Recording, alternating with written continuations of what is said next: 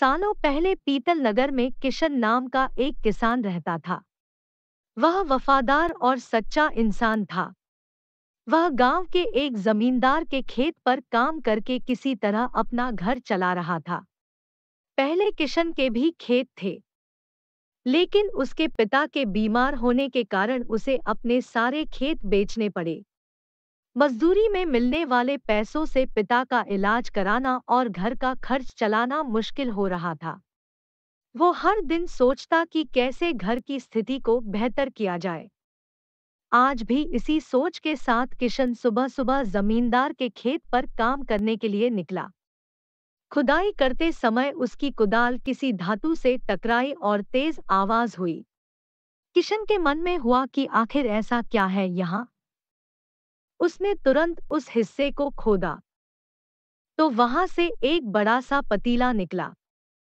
पतीला देखकर किशन दुखी हो गया। किशन के मन में हुआ कि ये जेवरात होते तो मेरे घर की हालत थोड़ी सुधर जाती। फिर किशन ने सोचा कि चलो अब खाना ही खा लेता हूँ। किशन ने खाना खाने के लिए अपने हाथ की कुदाल उस पतीले में फेंक दी और हाथ मुंह धोकर खाना खाने लगा। खाना खत्म करने के बाद किशन अपनी कुदाल उठाने के लिए उस पतीले के पास पहुंचा। वहां पहुंचते ही किशन हैरान हो गया। उस पतीले के अंदर एक नहीं बल्कि बहुत सारे कुदाल थे। उसे कुछ समझ नहीं आया। तभी उसने अपने पास रखी एक टोकरी को भी उस पतीले में फेंक दिया। वो एक टोकरी भी पतीले के अंदर जाते ही बहुत सारी हो गई। ये सब देखकर किशन खुश हो गया और उस जादुई पतीले को अपने साथ घर लेकर चला आया। वो हर दिन उस बर्तन में अपने कुछ औजार डालता और जब वो ज्यादा हो जाते तब उन्हें बाजार जाकर बेच आता। ऐसा करते करते किशन के घर की हालत सुधरने लगी।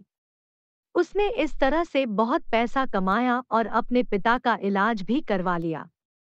एक दिन किशन ने कुछ गहने खरीदे और उन्हें भी पतीले में डाल दिया। वो गहने भी बहुत सारे बन गए।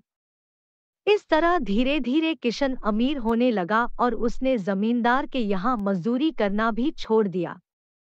किशन को अमीर होते देख जमींदार मोहन को किशन पर शक हुआ। वो सीधे किशन के घर पहुंचा।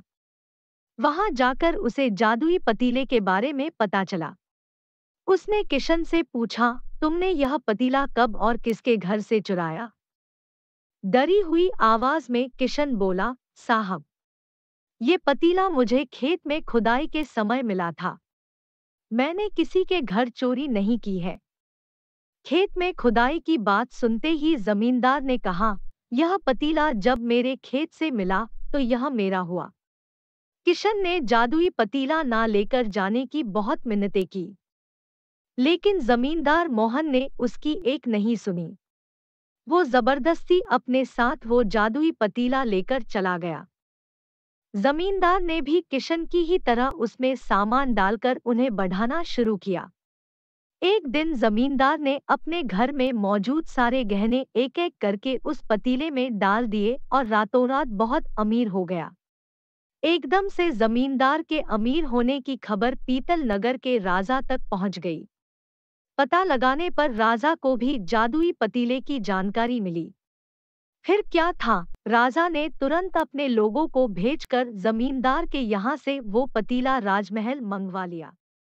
राजमहल में उस जादुई पतीले के पहुंचते ही राजा ने अपने आसपास मौजूद सामान को उसमें डालना शुरू दिया। सामान को बढ़ता देखकर राजा दंग रह गया। आखिर में राजा खुद उस पतीले के अंदर चला गया।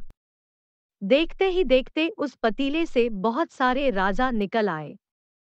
पतीले से निकला हर राजा बोलता, मैं पीतल नगर का असली राजा हूँ, तुम्हें तो इस जादुई पतीले ने बनाया है। ऐसा होते होते सारे राजा आपस में लड़ने लगे और लड़कर मर गए। लड़ाई के दौरान वो जादुई पतीला भी टूट गया। जादुई पतीले के कारण राजमहल में हुई इस भयानक लड़ाई के बारे में नगर में सबको पता चल गया। इस बात की जानकारी मिलते ही मजदूर किशन और जमींदार मोहन ने सोचा अच्छा हुआ कि हमने उस जादुई पतीले का इस्तेमाल सही से किया। उस राजा ने अपनी मूर्खता के कारण अपनी जान ही खो दी। जादुई पतीले की कहानी से दो सीख मिलती हैं। पहली कि मूर्खता का अंत बुरा ही होता है। दूसरी यह कि हर सामान का इस्तेमाल संभलकर करना चाहिए। अति हानिकारक हो सकती है।